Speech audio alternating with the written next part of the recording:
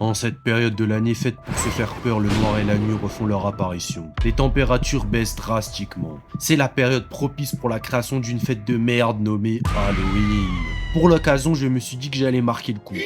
Et vous présenter quelques films qui se regardent aisément pour conquérir l'élu de son cœur. En effet, les films d'horreur, ça a le don de rapprocher des personnes. Même si on va pas se mytho, toutes ces personnes ne sont que des acteurs qui utilisent les films d'horreur comme excuse pour avoir des contacts physiques. Ouais, je suis un peu énervé là. Loin d'être mon genre préféré, j'ai quelque peu du mal à comprendre l'intérêt des films d'horreur qui ne servent à rien d'autre que de faire peur.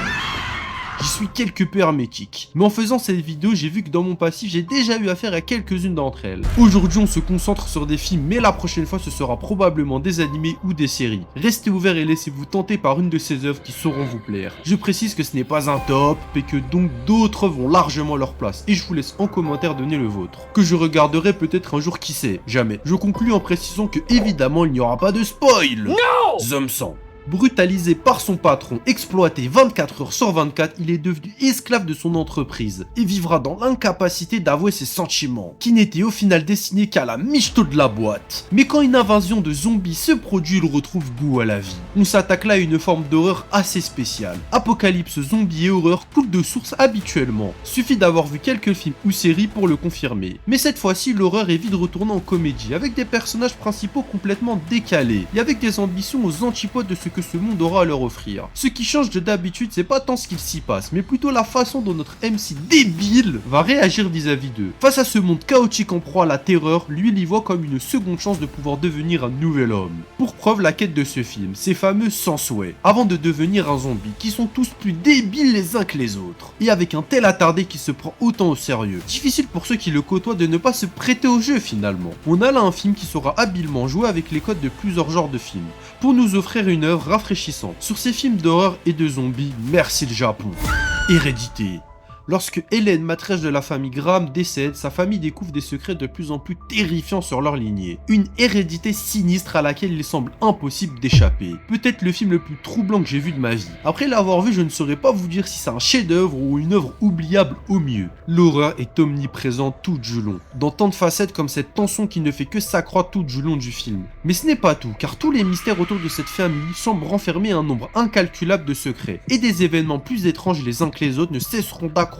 Ces questionnements qui fulminent dans notre esprit. En effet, cette fameuse famille qui semble posséder quelque chose de terrifiant en son sein va nous tenir en haleine tout du long. Les membres de cette famille vont prendre un tournant important quant à leur rapport mutuel, suite à un certain événement qui va tout changer. Mais malheureusement, je peux pas trop étayer tout cela, sinon je vais vous spoil. En gros, c'est une petite masterclass que vous devez de regarder. On enchaîne avec la présentation de deux films post-apocalyptiques en même temps, car je trouve cela bien plus intéressant de le faire en binôme pour cette fois. Le premier est Bird Box. Alors qu'une mystérieuse force décime la population mondiale, une seule chose est sûre. Ceux qui ont gardé les yeux ouverts ont perdu la vie. Malgré la situation, Mallory trouve l'amour, l'espoir et un nouveau départ avant de tout voir s'envoler. Désormais, elle doit prendre la fuite avec ses deux enfants, suivre une rivière périlleuse jusqu'au seul endroit où ils peuvent encore se réfugier. Mais pour survivre, ils devront entreprendre ce voyage difficile les yeux bandés. Et le second film s'appelle Sans un bruit. Une famille tente de survivre sous la menace de mystérieuses créatures qui attaquent au moindre bruit. S'ils vous entendent, il est déjà trop tard. Ces deux films ont exactement les mêmes forces à quelques détails près bien sûr. Dans ces deux mondes, l'être humain devra perdre un de ses sens pour survivre. C'est clairement ce mystère oppressant qui plane autour de ces créatures. Dans Bird Box, le niveau d'inconnu est carrément extrême. On ne sait rien de ces créatures, absolument rien. Sauf que les regarder en face, c'est la mort assurée, souvent sous forme d'un suicide brutal.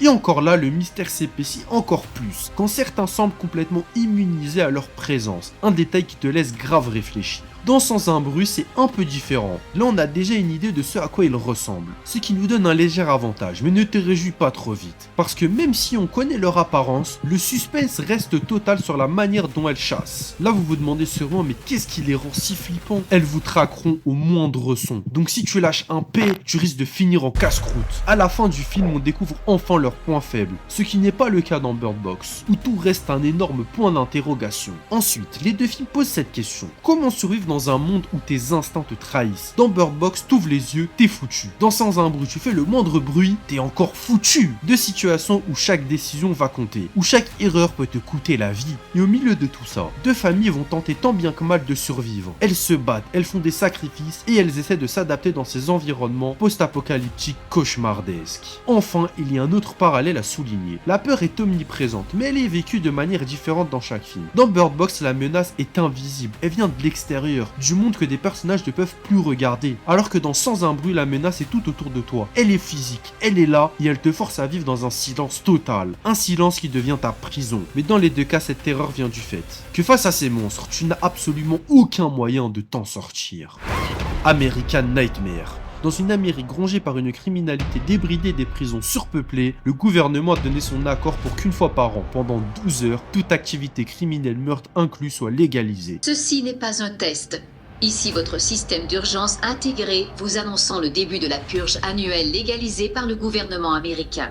Au cours d'une telle nuit hantée par la violence et le crime, une famille va devoir faire un choix, bourreau ou victime. Le premier volet d'une saga qui aurait bénéficié d'un rayonnement international et donné lieu à une saga entière. Autre film dont je parlerai peut-être. Je vais pas aller trop loin dans les détails pour pas vous spoiler et potentiellement faire une vidéo entière dédiée sur toute cette saga. Comme une très grande partie des films d'horreur, on se retrouve la nuit, car les ténèbres qu'offre une soirée n'est pas égalable dans le registre de la tension et de l'horrifique. Le thème de la purge est une philosophie intéressante, mais très dangereuse à intellectualiser, car d'un point de vue purement moral, c'est une abomination. Mais d'un point de vue sécuritaire ou économique, voire même écologique, ça ne pourra t'apporter que du bois à une société qui se consume par son ombre. C'est d'ailleurs ce que présente le film à son départ, et c'est comme cela qu'elle justifie ses bienfaits et ses massacres. Mais comme tout courant de pensée, il y a ses contradicteurs. Ici, c'est le fait que cette purge n'est au final qu'une manière pour les riches de se débarrasser des plus pauvres, et aussi de laisser cours aux pires vices et envies qui culminent en eux. American Nightmare n'a pas décidé de nous présenter ses nuits dans ce premier volet sous les yeux de ses assaillants dérangés, mais bien dans une famille aisée, qui verra leur tranquillité mise à rude épreuve. Les yeux de ses enfants sur les événements dans cette maison montrent à quel point il y a ce décalage entre la raison caractérisée par les parents et l'émotion et l'humanité avec un grand H que représentent ces enfants. Le film rendra ce manichéisme bien moins vrai quand les événements du film, lorsque la réalité des actions seront mises en pleine face, monsieur et madame Sandin se retrouveront nez à nez avec eux-mêmes. Le regard de ces enfants est tout simplement dévastateur pour n'importe quel parent. Mais pour survivre, l'être humain est prêt à tout, surtout lorsque sa progéniture est en danger. Pour savoir quelle décisions ils prendront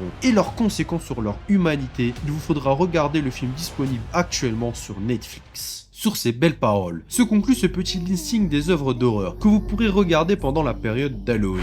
Je me garde l'opportunité dans les années qui suivent de vous pondre d'autres vidéos sur les films d'horreur, car ce ne sont pas les seuls que j'ai vus. Malgré tout, comme je vous l'ai dit, ce n'est pas vraiment mon genre préféré, mais j'essaie toujours de découvrir de nouvelles choses. C'est pourquoi au prochain numéro, je m'appuierai sur vos suggestions en commentaire, pour tester de nouveaux films ainsi que d'y ajouter quelques films que j'ai vus entre temps, comme les Aliens ou Annihilation par exemple. Bon, sur ces belles paroles, moi je me casse!